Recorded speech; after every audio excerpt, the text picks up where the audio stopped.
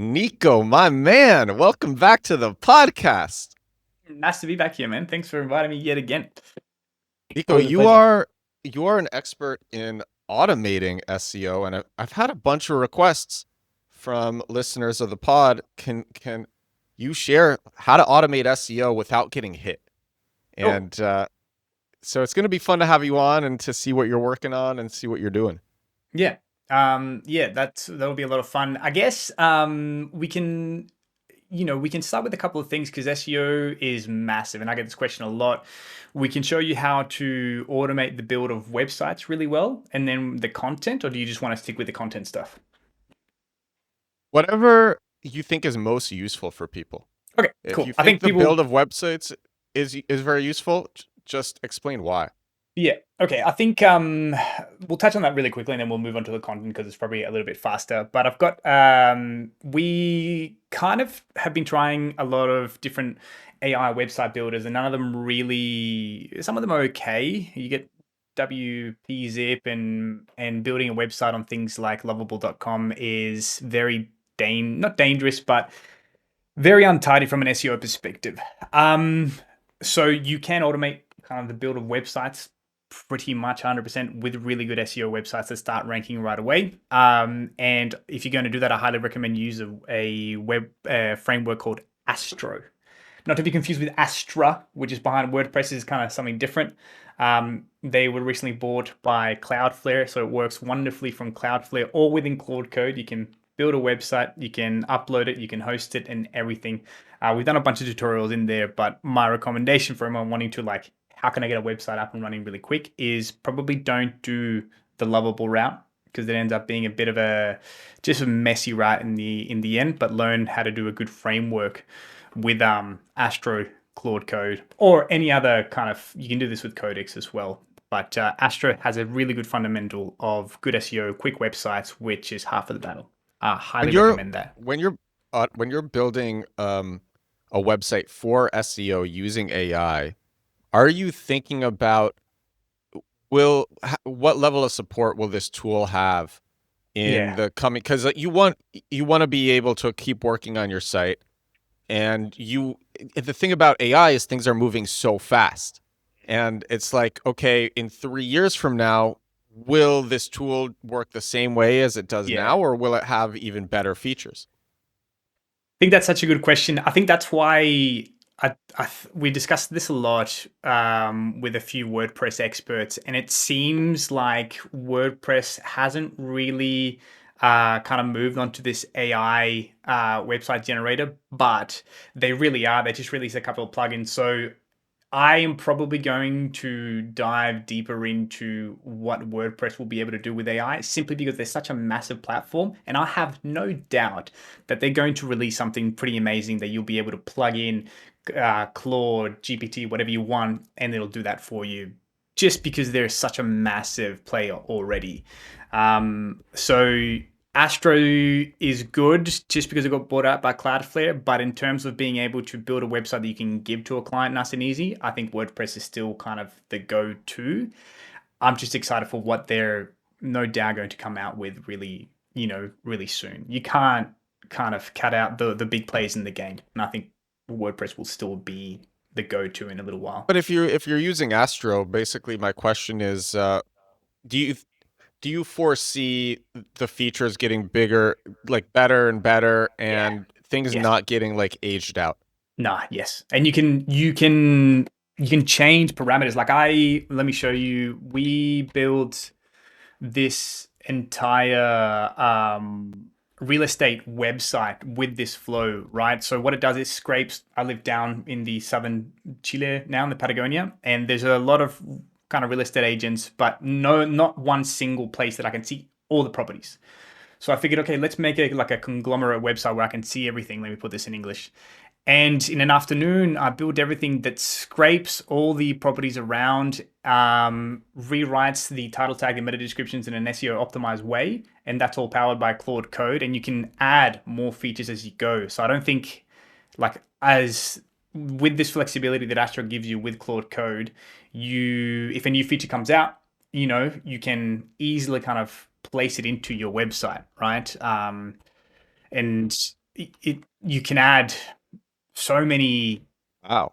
functionalities, because also it works so well with Cloudflare that if you've got a workers account, you don't even really have to know how that works. But if you've got a workers account, you can do a bunch of things here. And this also goes directly to the property owner, like the inquiry. I just got all the emails and stuff for that. So I think if you ever had an idea for a website or a business, now is definitely the time to do that. And this kind of runs by itself. 90% of it runs by itself. Like, it automates the scraping, the content and stuff for that through cron jobs. And that's the flexibility that I think Astro gives you with Claude Code. You can probably do this with WordPress, to be honest. I just wouldn't know how to at the moment. This method of marketing is so effective, I had to make sure it wasn't against Google's rules before I kept doing it. It's a form of SEO I call compact keywords. Whereas most SEO focuses on putting up articles to answer questions how, what, when, compact keywords focuses on putting up dozens of pages that sell to searchers who are actually looking to buy. These pages rank on Google and convert so much better than normal that when I discovered this years ago, I couldn't believe this was allowed. It's less work too. The average compact keywords page is only 415 words. Compact Keywords is a 13-hour deep course on getting sales with SEO. A customer recently said, "Each lesson is dense with information. You're giving years worth of experience boiled down into 15 to 30-minute lessons with no filler or fluff. I feel like I'm gaining a new superpower." Compact Keywords is about setting up an SEO funnel that brings you sales for years and years and years. It works with AI, it's less work than traditional SEO, and it makes way more money. You can get it now at compactkeywords.com. Back to the podcast. Are there any issues when you're making a site like this for SEO, maybe using Astro, are there any issues with crawlability? From either search engines or from like even Screaming Frog if you wanted to do a site audit of your own site? No, that's the wonderful thing that Astro gives you, the correct framework. So there's some, I mean, let's have a look at the back end, right? I'll be very transparent here. This is it's only been live for, I don't know, since Feb. So just shy or over a month. Okay. A lot of things are getting indexed. There are some things that aren't getting indexed, but these are like, let's go to pages. Sorry, not sitemap, pages. And there's some pages that aren't getting indexed, but they're How more did you like, build links to it? to be honest, I just writing a lot of content and they came naturally. I'm not even concentrating on links. I'm just writing content, and I'm not a real estate expert, but then I figure, how can I add value? I can add value by all the data that I gather. I know the average pricing of a home and over the past 10 years. So I can add value by saying, well, here's all the data collected in one place. If you want to know what's the probability of the price increase in the next 5 years, I've got the previous data that might help you do that. I mean, you're actually putting up unique content. Yeah, I think that's the key here. Yeah, I think a lot yeah, of, yeah. and nice little segue into one of those main questions here. When you're writing content with AI, you need to pick a unique, helpful angle, and that doesn't have to be something that you're an expert in. But my unique angle here, for example, is I did a cost of living guide in the little town that I'm at. Just doing a bunch of research, and then from like the food and groceries and everything like that.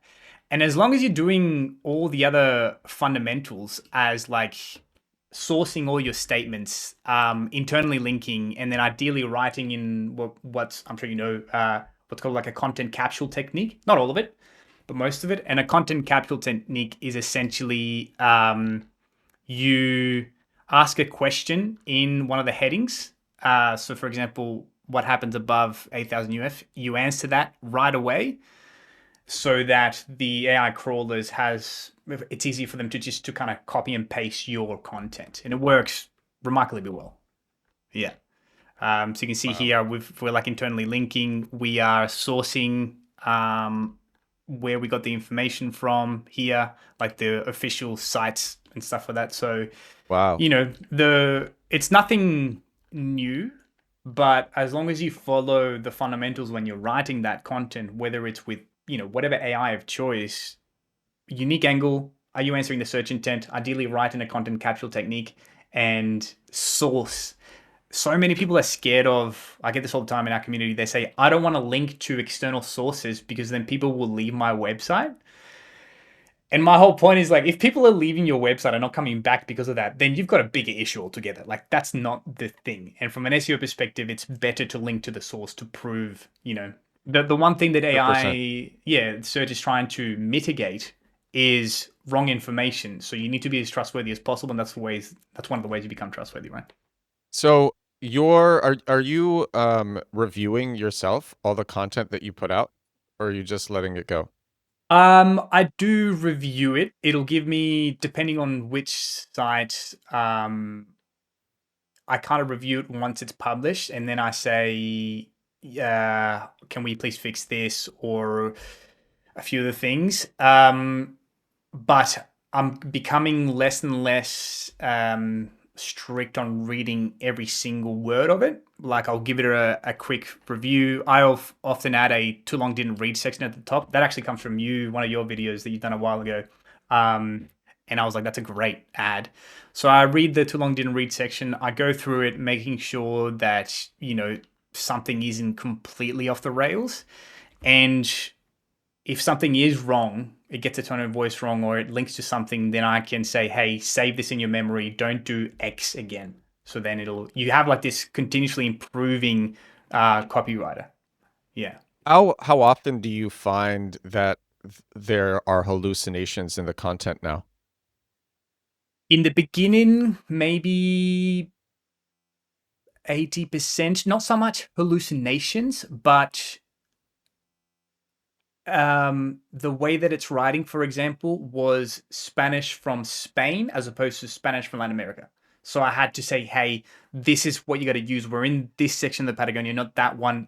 There's more content around the internet on the Argentinian Patagonia, for example. So it kept kind of quoting those things. So I had to go, no, no, no, this is to more focus it. So not that much, but now even less so after, we've been running this for about nearly a month now. So every now and then it does a little error or it does things that I don't like. It just go, hey, remember it in the memory to not do that again, please. Yeah. I think I got overly excited. So you were going to show actually how to make the site with Astro? If you want, we can go through that. I built like a whole plugin that will kind of do that for you, but it might take a little while. But maybe we can do a simple site. Sure, yeah, let's do it. Yeah, You very know, very simple site. um, Just so people can see where to go, how to start. I think yeah, that's everything that people really need to sure. know right now. So if you're using Claude Code, there's a couple of things that you need to take into consideration, right? To keep yourself organized, because a lot of us get excited when we start using Claude Code and we have like 100 terminals open, which makes us look like a cool developer, but it it gets very easy to lose control of which terminal is doing what, which terminal needs your attention. Even if you have it in like the dangerously skip permission stuff, it'll still ask you questions when it should, thank God. So it ends up looking like this and it's a mess, right? So I highly recommend for those ones who are getting into Claude Code and running it in the terminal. I prefer the terminal. The app on the desktop is fine, but it crashes for me all the time and it's heavy on memory. There's a thing called CMux. We'll get to the website builder in a second, but this is like really good to set up everything. There's a thing called CMux, and it just allows you to open up a bunch of Claude Code instances that are really well organized. So you can open up a project. And yeah, so let's try it here. I'm going to show you the mess of my desktop, and Okay. let's create a random website here. So I'm going to go and create a new folder. I like to keep everything in folders that I'm working on within Claude Code. And let's create a, Joe's Plumbing in Melbourne, right? Cool. So I'm going to then open up just a new workspace here, or the new folder, open folder, Joe's New Plumbing. So now I'll rename this as well just to keep track of everything. Rename Joe's Plumbing example. Okay. I'm going to be a bit cheeky. I've got a little shortcut to open Claude Code in dangerously skip permission, so CCDP. If obviously anyone else doesn't have this shortcut, the way to do that is go to Claude -- dangerously skip permissions. What does this do? This makes it so that Claude doesn't continuously ask you for permissions like making files. Can I access this website? Can I do this? It is inherently a little bit dangerous, but the more I use it, the more I realize that the team in Anthropic have done a good job of like, yeah, it's dangerously skipping permissions, but the important permissions, like, hey, can I delete this file or things like that, it will still ask you. Okay. All right. So I'm just going to use Claude code. Your shortcut. Yeah, my shortcut. Thanks for helping me through this. I can barely do two things at once, so this is fantastic. Dude, you're awesome. This is so much fun. So we've got Claude Code open within the folder, in that folder, right? So I always like to start by going into plan mode. So you see, if I press Shift Tab, you see, let me zoom in a little bit more here, that the bottom here changes to plan mode, bypass permissions, and so on, right? So I'm going to go to plan mode. So this makes it think about your question before you even kind of get started, and then you can approve it.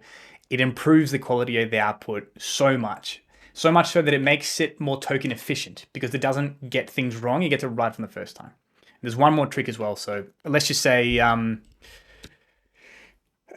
we want to build a quick website. There's going to be an example for Joe's Plumbing. There's going to be a fictitious business. So I want you to make all the business information up. It's going to be a plumbing website that does plumbing services in Melbourne. They predominantly will concentrate in Carlton North, Brunswick East. They'll do 3 services, emergency plumbing, pipe leak repair, and hot water installation services. Make up all the information for the business first. And then once you created that into an MD file in that folder, let me know, and we'll go from there. This might take a little while, but we'll just go from there. If you're wondering, I'm using Super Whisper for this little thing here.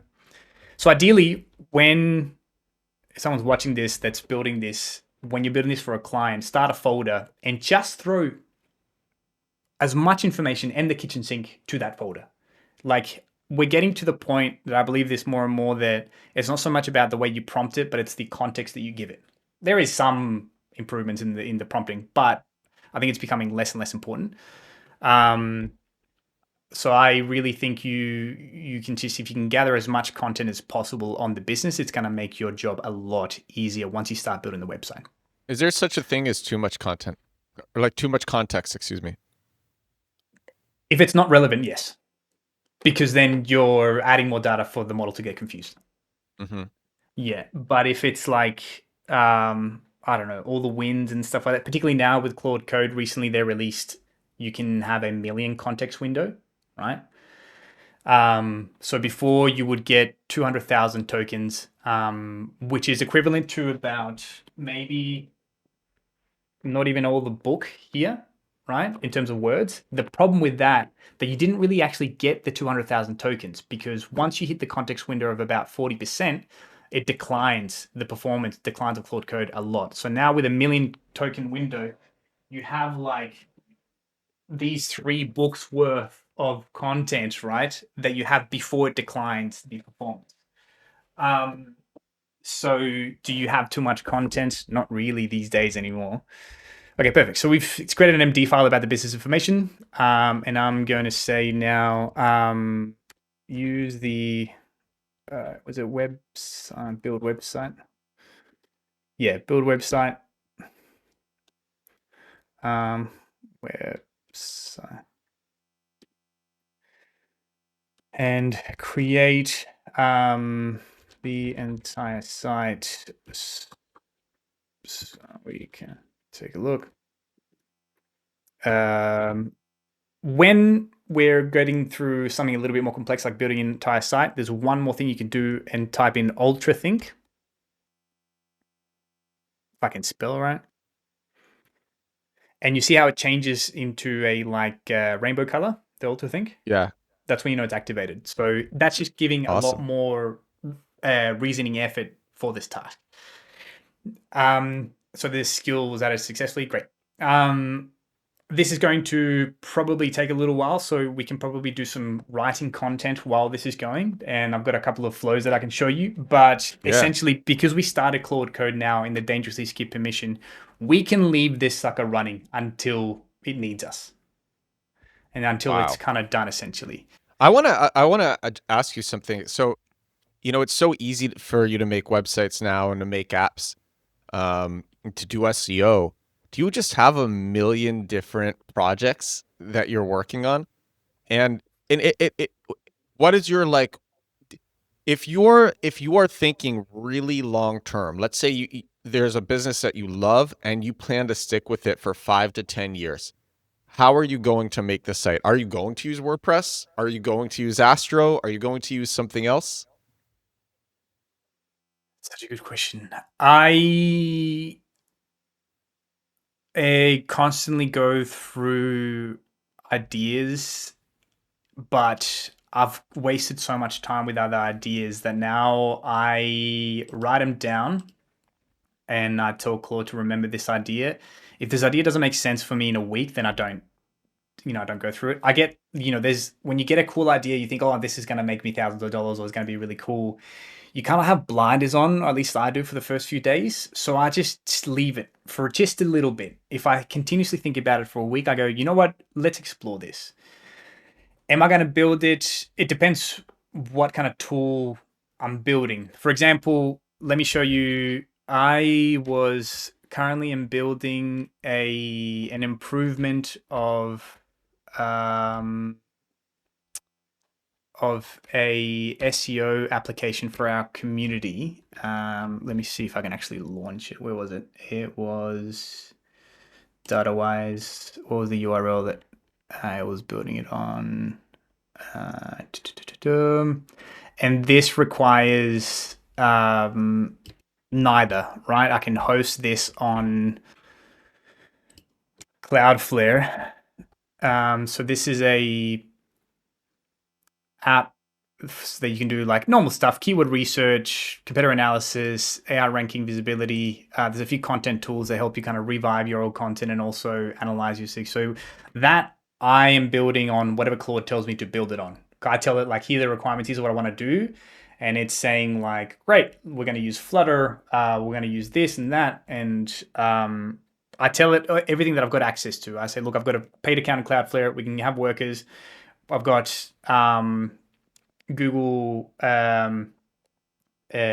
developers, the cloud, sorry. Those are all the things that I want to build this with. And it kind of builds a plan for me first, and then we go from there. So really, in terms of what platform I use, it's the one that I need for the task at hand when it comes to applications.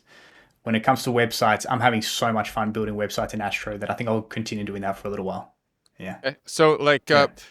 basically, uh, uh, let's say that you were making a vibe coded SaaS. You love the idea, and you planned to stick with it for 5 to 10 years. You're like, I'm going to stick with this for minimum 5 years. So you would make the part of this, you would make the site that you're doing SEO on, you would use Astro for that. If I'm the only one that's going to be in control of the website, yes. If I need to sell it to a client, then I'd do it on WordPress. Yeah, it's not for a client, but you might grow the business. You plan on growing the business. You'll hire people. They'll be in charge. Then more people will be in charge of the site. I'd still do it on Astro probably, to be honest. Yeah, Wow, yeah, cool. yeah. There's been some big projects that were on Webflow that have migrated to Astro and stuff like that. And I think that Cloudflare bought them. I think it's a good sign, so You said that they the were. You said sorry. They were on Astro and they migrated to Webflow, or the other no, way no, around. no, no, no. They, Cloudflare bought the framework, the Astro framework, and a lot of websites since that were on Webflow have migrated um, to Astro. Um, I kind of just went into the rabbit hole and really fell in love with it. Like it's not for everybody 100%, right? But it's just working so well for me in terms of in one central hub I can build a website, control a website, get analytics from Google Search Console and publish content and stuff like that. And probably needs a prettier interface as opposed to looking at code. But I've gotten so used to it now that it doesn't really bother me anymore. Have you found that that like all Claude websites look the same, and how are you Yeah, making them look different? yeah, absolutely. Good question. There's a couple of ways, right? I think because I'm not a designer, the one thing that I'm liking at the moment is playing around with Google Stitch. Yeah. So for example, I'm working on a app that is has all of Chili's laws, and it's a RAG system essentially, and I can ask it questions and it'll tell me where I got the information, so it'll reference it. Um, I think Google Stitch that is free creates some beautiful landing pages, but then when it comes to, okay, I want some cool hover animations or something else, then if you're not a designer, you don't know the design language. So then you need to find platforms that allow you to copy. One of my favorite ones is 21st .dev. So I can go to components, for example, and let's go to this one's a cool one, right? So it shows you these little subtle animations on the side of the borders. So you might say, "Oh, cool, that's cool." You don't see that in vibe coded websites at all. Or this little subtle animation there as well with like cards. So you can go through these inspiration websites, and a lot of them allow you just to copy the prompt entirely for Claude or whatever and say, hey, can you integrate this section, this design in that section? Oh wow, Yeah. Yeah. that's awesome. The copy Yeah. prompt. Yeah, really, really cool. And some of them are pretty, Oh yeah. really, really cool. The scroll animation, I know that And so Apple you does so this really you've well. used these for your Claude sites. I used it for this one. Yeah, so this you see how this has got a tiny little the border kind Awesome. of hovers and stuff like that. So that's from this thing. Um did I add yeah, these icons as well. You start collecting libraries, so you start collecting library icons because if you don't collect that, it'll use emojis, which I don't like on a website. So you can get icon libraries. There's a bunch from GitHub that are free and stuff like that. So I think it's inspiration having a little websites and GitHub repos that allow the build to not become AI generated. What I am noticing is that a lot of AI generated websites do this little thing at the top, or sometimes Yeah. it'll be in like a little bubble thing, which now it's a kind of a trend that you see, but I'm not mad about it. Yeah, One of the also the icon at like the top left. It's like, oh yeah, this looks like every Claude yeah, site that I've made. Yeah, yeah, yeah. yeah, yeah. But you can change it easy enough. Yeah, yeah, yeah, exactly. Um, cool. So this is now launching a couple of agents at the same time. It's launching a website tech builder, a SEO writer, and then I'll integrate. Yeah, cool. And then it's still going, so that's running. Cool. So let's get into the Um, content, I guess, let, while it's still going. let's get into the content. So I've got a Actually, before you show the content, can you answer, this is just such a common question, how you are putting up AI generated content and then not getting hit by Google? sure. By get hit, I'm assuming we're meaning like getting penalized or not getting indexed, because they're three Well, different things, so right? actually, I think SE ranking they just put out a post, and it was like, yeah, like we can put out thousands of pages, get indexed, get a lot of traffic in a 3 month period, and then by the end of those 3 months, all of the organic traffic is gone.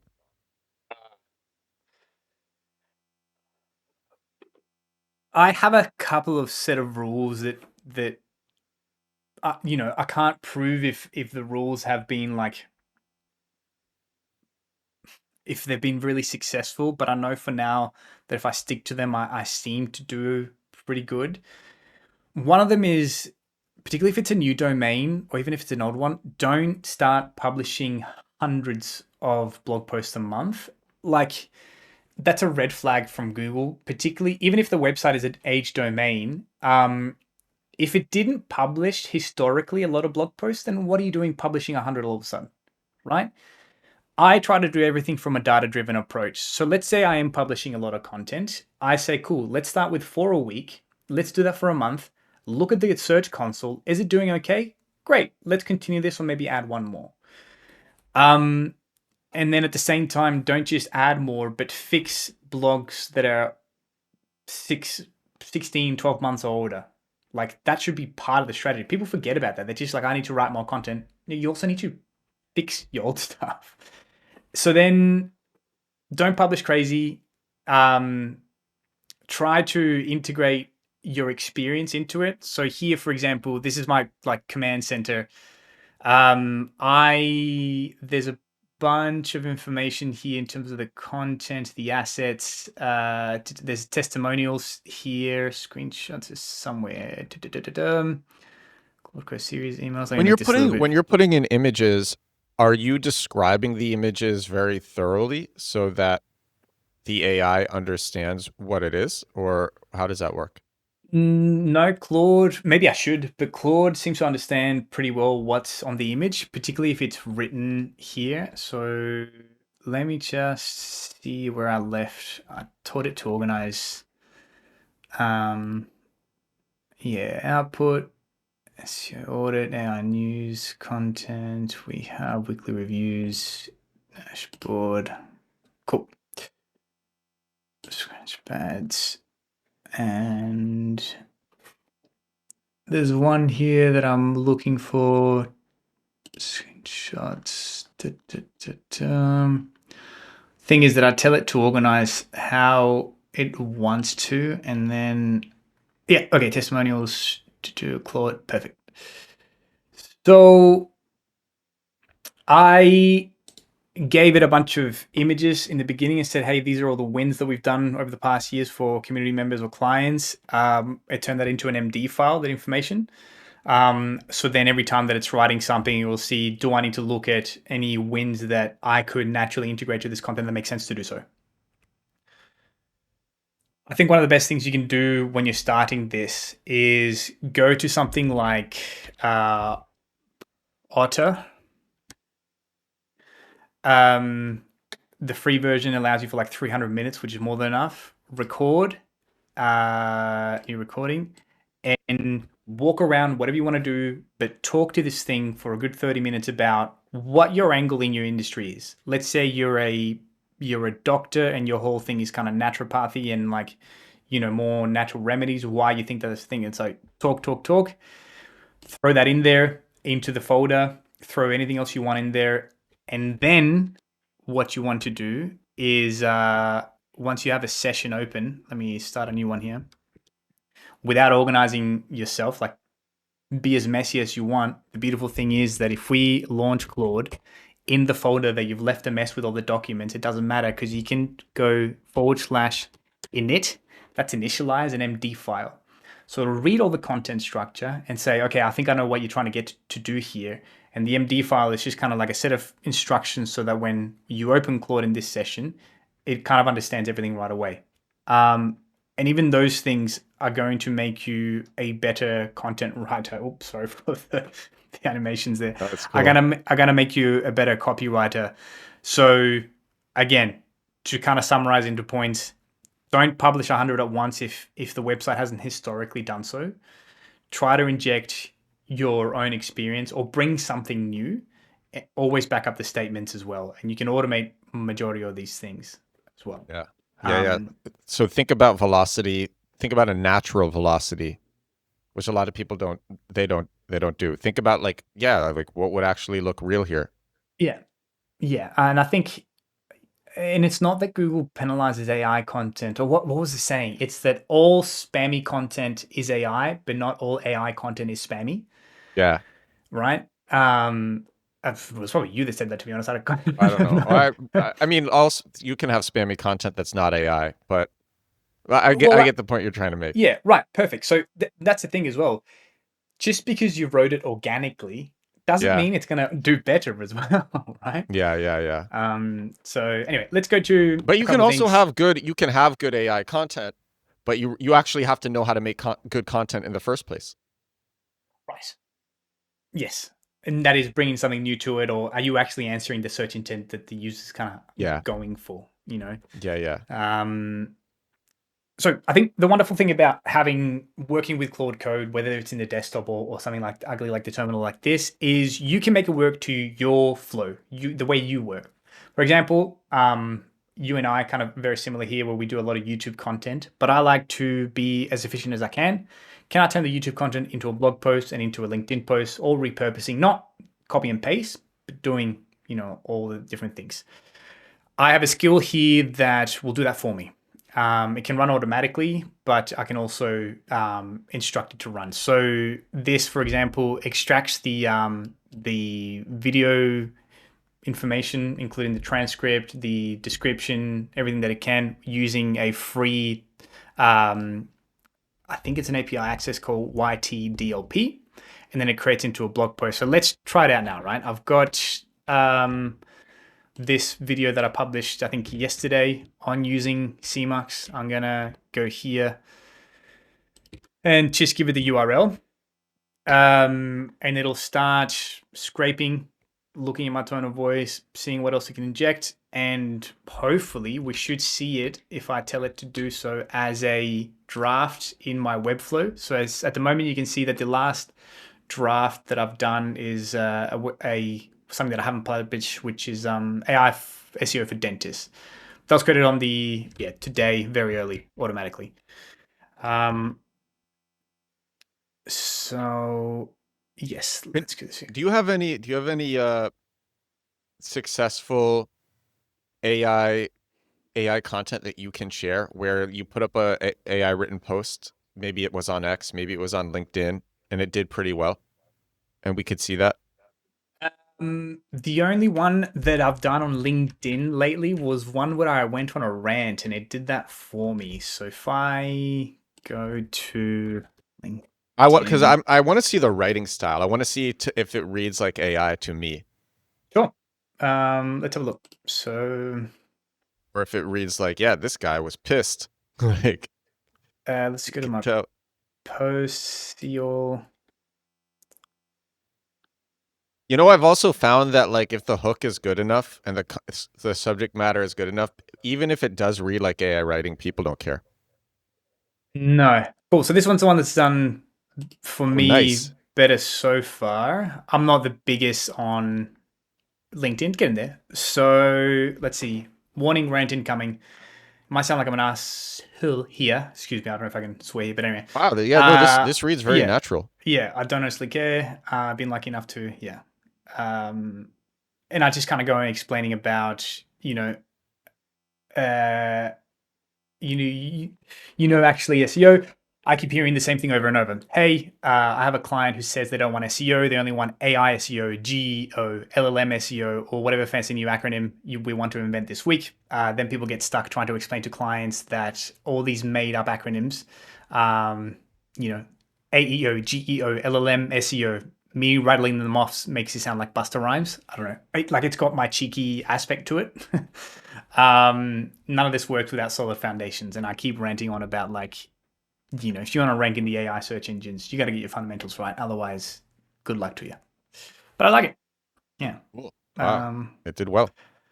I think it did well because it's the angle. Like, if you're trying to say something somewhat controversial, then that's the main thing, which I should now realize I should probably write more of. But yeah.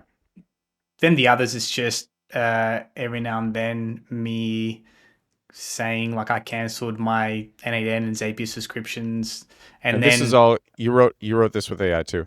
this is all automatic. I don't even write this, so this is part of a cron job. So for those of you who don't know, a cron job is essentially a scheduled job, right? You can do this now in co-work. You've been able to do this for a while. So these are the list of all the cron jobs that I have. The one thing is you need to be working on your laptop, which a lot of people say, oh, I wish it could run automatically. For me, it isn't a problem. Like, the cron jobs, they run when I'm working, and they run headless, which means essentially I don't need a terminal open. I don't need anything open that I can see Claude Code kind of doing its thing. It just does it right in the background. So for example, it gives me a morning brief, One of them watches my meta ads. One of them links my Facebook leads to my email octopus because I don't want to pay for the Zapier subscription. One's an invoice tracker. One is a video to blog post that runs automatically on Tuesday and Thursday because I know I upload videos on Monday and Wednesday, so the day after, just to make sure that it's there. Video to LinkedIn. So this one, the video to LinkedIn one, is the one that did this content automatically. Yeah. The video to Um, blog posts, how well are those doing with SEO? um, Good question. I probably haven't even checked it in a while. Uh, Yeah, oh, or just it'd be cool to see like some of your scheduled AI content where it just goes out. It just goes out on schedule automatically in the background. That's doing well. let's Love have a love your look at site, by the way. Thanks. I probably need to upload it, but for now it's doing okay. Um, duh, duh, duh, duh, duh. So all these have been from, yeah, it's got the source here. Let's take a look. Let's see if any of these are ranking different. I haven't looked at my search console in a while. Let's go to, and let's see which ones have been doing the better ones. Performance. Let's go to pages. And let's go. Yeah, so the second best one is a is a blog about back in the day when GPT had personalities and that arrived. So that's the one that's bringing in the most kind of organic traffic from the blog post, and to this day it still is. It even decided to do these little HTML elements here. Um, you know, let's see another one. How to connect. Oh yeah, this one's an interesting one. How to connect What Claude. so to what extent do you find scheduled AI content like if you're trying to get results, Mm. are you going to you're trying to get not just traffic but traffic that converts? What type of AI content are you going to make and how are you going to make it? I try to leverage my workflow. So by that I mean I want to be as efficient as possible. I put a lot of effort into the YouTube videos. I've got someone helping me as well these days. So we ideate together. The amount of time that we spend creating the idea, I want to stretch that out as much as I can. So then it generally starts from there. So the content that always gets automated completely is stuff from YouTube, goes to my blog post, goes to LinkedIn and whatever else. That's one. The other one is I try to go through a something whatever news is out currently. It's both a blessing and a curse. Our industry moves so fast. You have a new model or new whatever every single day practically. So I try to do like a recap maybe at the end of the fortnight or something. And then the other one is educational content. So like all I'm trying to do is get cited for the questions that my audience might be beginning to ask if they're in the journey to find me. How do I write SEO content without getting penalized? Can I use ChatGPT for SEO? How do I do keyword research with AI? Things that might not even do that well, they might not even get clicks, but from a blog post perspective, I don't really care. I just want to get cited and I want to be there. You know, so yeah, I think those three things where the YouTube video gets repurposed, news, and then educational content. For it changes for the different types of businesses. Like if we work with local business and stuff like that, then we have to see what makes sense, what kind of content makes sense for them to write. Um, but I think you can't rely solely on written content. I think if you're not doing video content, then it's going to be very difficult for you to get those results. By results, I mean like conversions, you know, and I think that can kind of help you out. And you can repurpose the other way. If you're doing the educational content on how to write SEO content with ChatGPT that's not going to get penalized, and you've got a blog post, turn that into a couple of shorts, embed one of those shorts into the blog post. All right. Yeah, I I mean we've think, seen yeah. okay. Yeah, we've seen AI content rank and do well. Mm. Yeah, that's interesting. But so you're not relying on the written SEO content very much for conversions, or even qualified traffic. It's one of the traffic from our website is one of the things that converts the best to our community and to our other services. So it's the traffic isn't that much, but it's really good. So Yeah, am I very relying on qualified. it? Yeah. Am I relying on it? No.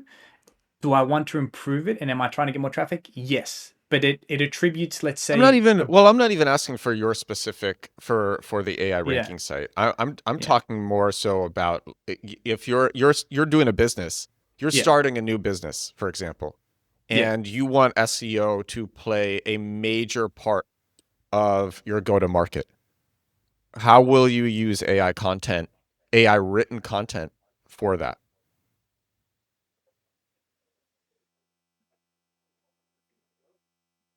If let's start with a local business, for example, just because we do a lot of that. I would try and use the AI first with the connection to data for SEO to find me the kind of any search volume out there for specific questions that people are asking about their area. So, like, I don't know, plumbers in Texas, what's the average price of plumbers in Texas? How do plumbers in Texas work? All these kind of things. Um, Not only am I using it to write the content, but I'm using it to organize what we're going to write and when and why and how it's going to be interlinking with each other. That takes a lot of brain power, particularly for me. So that's kind of number one. Um, and yes, I'm writing all that content, but I'm almost writing it so that there's two loops to this, right? The first loop is I want to write all the content so that the AI starts recognizing that I'm a subject matter expert in plumbing or leaky pipes in Texas as a business owner, right? Because I'm getting excited. But then I know that because I got crawled, I'm going to get the highest possibilities for my content to be used as training data set next time they do an update to the AIs. So I'll be there kind of ingrained into that. So 6 months down the track, the AI might not even have to search all the time and I might get recommended, right? But more important than blogs to me these days are becoming optimize the service pages as much as you can. The service pages are going to get you to the transactions. The blog posts are going to get you cited and known, like so that the AI's engine knows that you exist.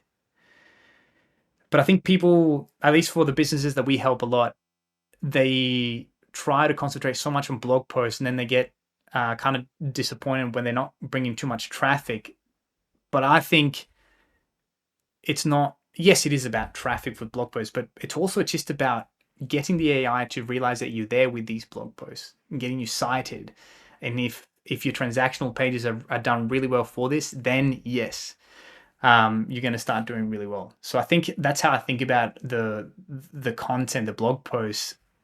Yeah, I'm writing as much as I can, but that's not my end all and be all to make a successful business from an SEO perspective. Are you Like, making the service pages with AI? yes, the Can we content, see one? yes. Yeah, sure. Let's see what we worked on By the way, recently. I completely agree. Conversion based SEO landing pages are where it's at. I personally am more likely to use a blog for company announcements, new features, things in the industry we're excited about, things that people need to, I'm like when I'm using the blog, I'm writing for my customers, my potential customers, not even for SEO. The SEO for me, the most important SEO for me is the conversion based SEO landing pages. And that sounds similar to what you're talking about. Yeah. No, I think, yeah, and I Because agree that's with what that brings the there. money. There. That's what brings it's like, yeah, it's important to be there for the journey. And sometimes I'll do blog SEO for the journey, but it's less time, effort, and competition to go after those bottom of funnel keywords with these conversion based SEO landing pages. Yeah. And I think a lot of people miss out on like the what a transactional page is supposed to be. Like you don't, yeah, they have no call to action in the first fold and things like that. And Yeah, it's, yeah, you know, yeah. you need to keep it to the basics. Let me see if I can find one that I've been working with someone lately, and they just redid one of their pages. Let me just see. Yeah, I'm curious. Uh, Base modeling was this? No, yep. While you're looking, I don't know if you can talk about your thoughts on Claudebot while you're searching for this. I think I've tested a lot of variants, Claude bought, and whichever other ones you want to play with. My honest opinion is that you can probably do 90% of what all these tools do with if you really learn how to use one very well. Like it's a whole thing with Claudebot or with OpenClaw or whatever. Um, you can test all these tools and you can dip your toe into them a little bit, but then your knowledge of how to use these tools is very superficial. I dove in completely into Claude code, and now I realize I can automate a good solid 80%, not to be too out there, it's sort of 80% of my work. So whether it's Claudebot, whether it's Claude Code, whether it's Codex, my whole thing would be stick to one and learn how to use it to its full capacity. Don't get shiny object syndrome and go, oh, this is going super viral on YouTube. Maybe I should try that. Because the time you waste trying to learn this new tool, you could have learned really knowing how to master that one tool. And in my opinion, it's going to be a better return on your time. That's great advice. I was literally having that conversation 2 hours ago with a friend who has shiny object syndrome, bouncing from thing to thing to thing, and I'm like, dude, pick one thing, stick to it for minimum 5 years. You will be shocked what happens in your life. Yeah. And like I get it. I get the It's the compounding. It's yeah. compounding. That's what it is. Yeah. When you do get shiny object syndrome, you lose any potential compounding that you will get. And compounding works literally with everything in life. People think that compounding is just finance, and it is not at all. It works with relationships, it works with branding, it works with marketing, with business, with knowledge, with having a job and working for somebody else. It works with nature and growth. It works with literally Yeah. everything. It is a Yeah. fundamental aspect of life, and shiny object syndrome stomps any potential compounding that you get. And I've heard a lot of people say great people. I mean, there's a reason that people love Claude Code, and it's cool to Yeah. see what you're doing. I mean it took me a while to the terminal component can be scary to a lot of people, and the name Claude Code is a lot like, oh, I'm a code, I'm not a developer, it's not a tool for me. But if you can get past that little hurdle, it's the most like life changing in terms of work tool that I've used ever. And I kind of think before I'm getting into using another tool, like I was instinctively going to go, I need to automate this with Zapier or with N8, and I go, whoa, can just Claude just do it for me? And 90% of the time, it can. So, um, Dude, cool. I had a well, sorry, I'll tell you in a minute. But yeah, you have the page open. This is a page that we reworked with someone we do like a 6 week program with general contractor. So these are leads that are gonna pay, big moolah. So there's a lot of these. So this one is in Fort Collins. Then there's a lot of different location pages that they've got the same structure but very different content. My thing when you're building this is there's a couple of rules here, because this essentially becomes kind of what used to be programmatic SEO, where you change the name and the service but you keep everything the same. The fundamental of that can still work, but what's really not a non-negotiable is the content has to differentiate from page to page at least by 50%. Otherwise, it's not going to work. Because when it does work, it works phenomenally well.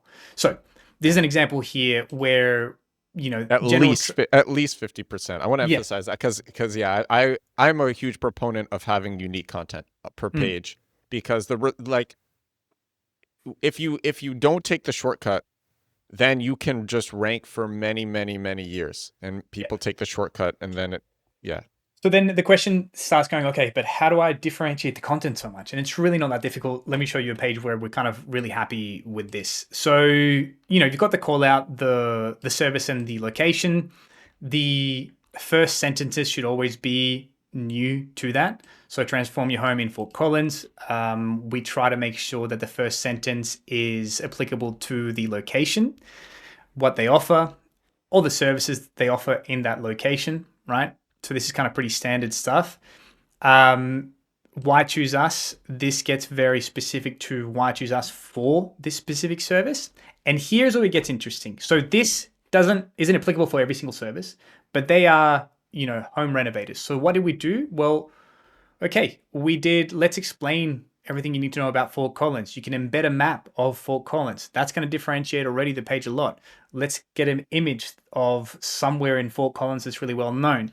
And then here we did a tab thing like, okay, because it's building stuff, then talking about the weather, the economy, the cost of living still kind of makes sense because, well, I'm going to live there. I want to see if the renovation investment makes sense for me and all these things. So we did a section here that goes, well, this is the typical weather in Fort Collins. We are still linking to the correct sources. Hopefully it's going to work. Yeah, to the correct sources, like the weather app and stuff for that. The economy, the cost of living, the employment, and the main thing is as long as it doesn't get in the way of the search intent, which here it doesn't because, this is way down at the bottom.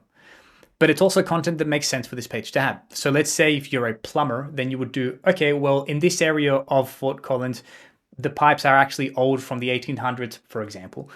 So they need this kind of fixing, or you find this issue. Like a lot of people go, oh, my industry, you can't do so much, unique content. And it's like, you're not being creative enough about this. You haven't thought about this enough because you can always create really unique content. Yeah. Then the neighborhoods, and then the FAQs, which is a simple one to add. And then obviously this page has schema, I think, hopefully. Let's double check. Yeah, so organization schema, service schema, home and construction business schema, all these things are going to help you differentiate that page as well, So here, let's see. Yeah, the description of the schema here is trusted general contractor in Fort Collins. So that's going to help as well to differentiate all these things. And the keyword that you're targeting with this is general contractor Fort Collins. Correct. Yeah. Yeah.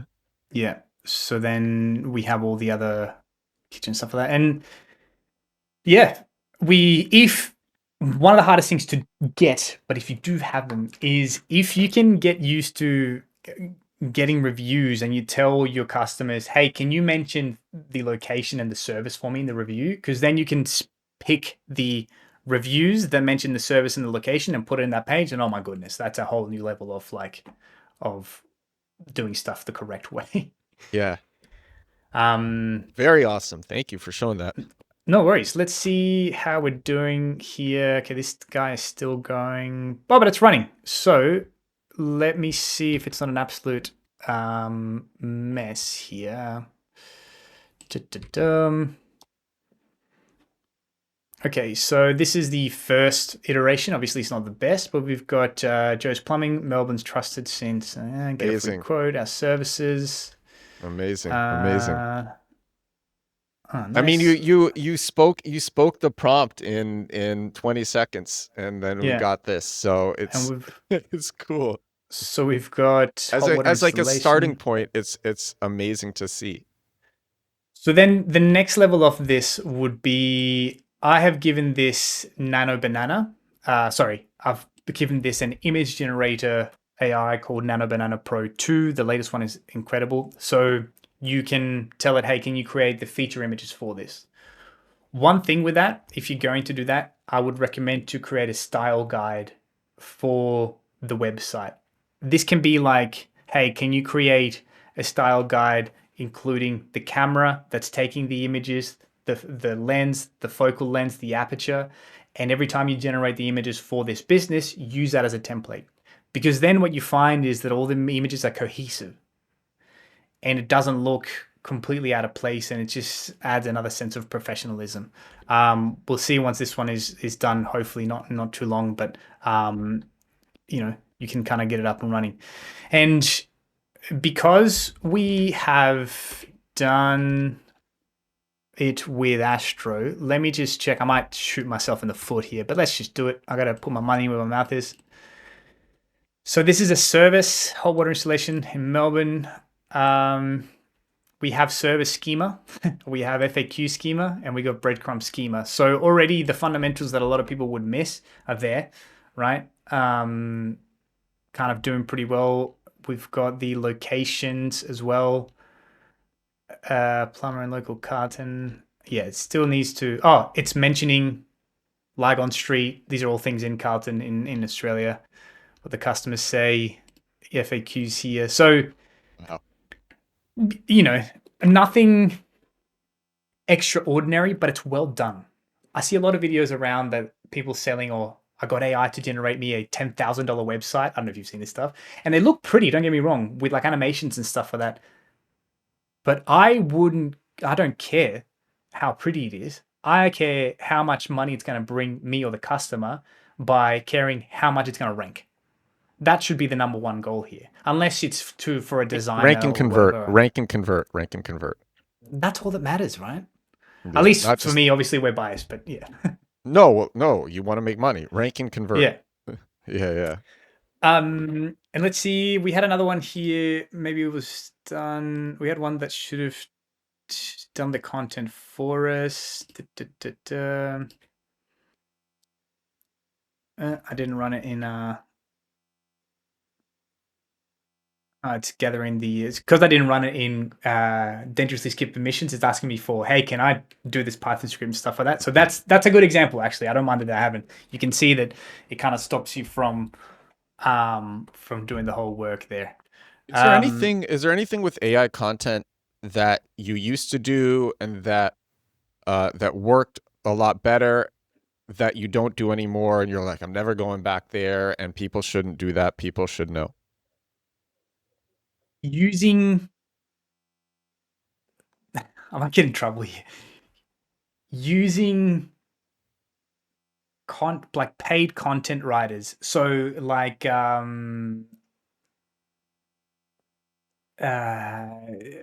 are some names here?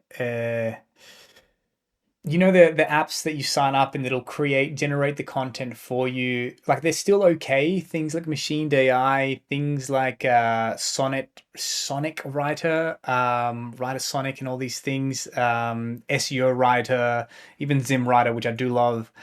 I think you're stuck in a framework that has no flexibility. I don't like that anymore. You need to be flexible. You need to amend really quickly to, for whatever it is that you've got going on. I used to try and it used to work okay. Just get the content of a competitor that's doing really well, rewrite it, and add a couple of more, like add a bit more schema or headings that I would ask in questions and stuff for that. I find that does not work as well anymore. Like if you're rewriting it, you need to add something that the competitor doesn't have.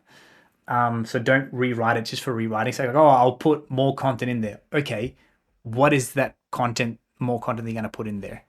But yeah, I just don't think you need these paid writers like Sonic Writer and I'm having a mind blank, sorry, but all these other paid kind of writing tools. If you're paying for Claude, for ChatGPT, a good process and a good system, in my opinion, is probably going to be better than all these things. Again, if it solves the problem for you, like if you just want a really easy UX and you prefer using these writing tools, by all means, go for it. But I just don't think they're as flexible as what you need to have these days. This is awesome. Thank you for showing all of this. No worries. Cool. Okay, and especially you just got married, right? I did. Yeah. Thank you very much. Man. I did. It was lovely. Congratulations. Thank you very much. I appreciate it. It was really, really nice. So let's have a look. Hopefully already exists in Webflow. if we go to my Webflow backend, we can refresh, and hopefully we're not talking schmack here. And this thing, it's doing its thing.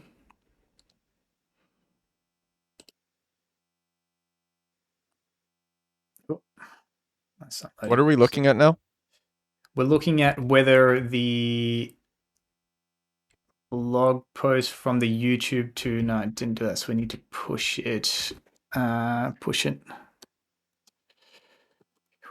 Webflow. So I just want to show you the whole sequence. So like I've written the blog post, but it's just written it as an MD. And it's saved it somewhere, but it should be here as a draft. I think it's getting Claude to do that.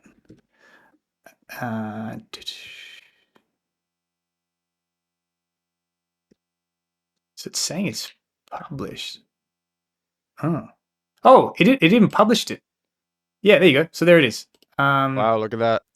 Name, slug. Can you go back to that? Can you go back to that screen? Whoops, sorry, my bad. Where was it? Where's the page title and meta description? That's the page title, and then the meta descriptions are down at the bottom. It takes the page summary as the meta description. And do you also have open graph stuff here?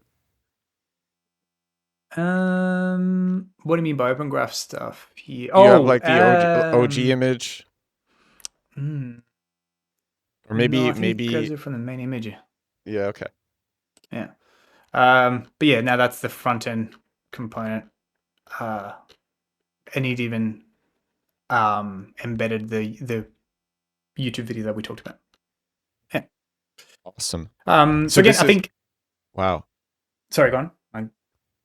No. I think you just wrote that. Yeah, we just wrote that then while we were talking. Yeah. So yeah. I think that's the thing about this Claude code and this. It's like a autonomous operating software. It can be a tool, but I think if you just think of it as a tool, it's more like you say, hey, do this now. Whereas if you start thinking about it as an autonomous software, you can kind of train it to, hey, you do one run of something. For example, you write one blog where you give it the tone of voice and you do that manually, and then you go, cool, turn this into a skill or turn this into an agent and do this every now and then. And then the goal here is to start using this as an autonomous software that gives you back your Fridays. Otherwise, I don't think you're doing this correctly. Because we get into this thing of like, and I'm at fault for it as well. I can use this tool that allows me to do a million things, and then I end up working Saturday and Sunday as well because I think, I need to do more. And I think that's where I've had to kind of reflect, going, cool, I'm doing probably, not 10 times, but let's say realistically, maybe 3 to 5 times more than before using Claude Code. And I don't think I'm being too like over the top with that. So then for a long while, I was also working Saturdays because I just get excited. But then I was like, hang on, that's not the point of this.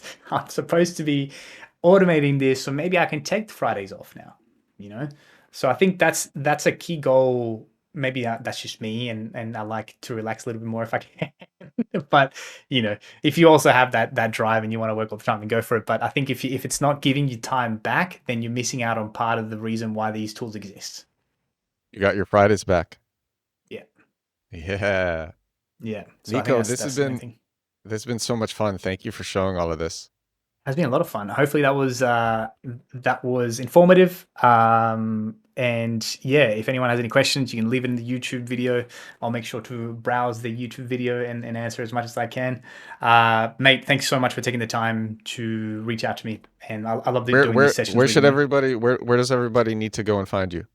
You guys can go if you want to learn how to do this stuff. If you want a little bit more support and a cool community of like just sharing stuff, you get an onboarding session with myself, a lot of live Q&As. You can go to the AI Ranking School. We'll leave a link below. If you want to dip your toes in, we have a lot of free content. Check out the YouTube channel at Nico at AI Ranking. You can check out our website as well, but we also have a free AI search starter kit. If you guys want it, I'll leave it in the link below. I'll give it to you to give just to get you started. But by all means, there's enough content online that you can probably do all this yourselves as well. But we'll leave the links below. Yeah, everything will be in the description. Nico, thank you again. This was seriously, thank you so much for showing all of that. This was so awesome. This was really great. This episode 990 of the Edward Show, 990 days in a row. Congratulations, Doing man. this. Thank you so much. 10 days until episode 1000. 990 days in a row doing this podcast. If you watch this on YouTube, thank you so much for watching. You probably didn't listen on Spotify or Apple Podcasts, but if you did, thank you so much for listening. And I will talk to you again tomorrow. Bye now.